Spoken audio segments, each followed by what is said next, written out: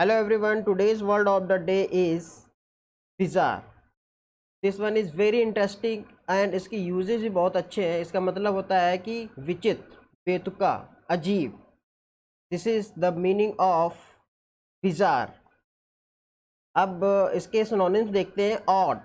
Odd मतलब कि जो नॉर्मल है उससे हम नहीं बोलते ये ऑड है. स्ट्रेंज, एकदम अलग सा. इलॉजिकल, जिसका कोई लॉजिक नहीं है. वियर्ड, एकदम अजीब, बेतुका, अलग. और समटाइम्स इसकी मीनिंग्स फैंटास्टिक भी निकलती है.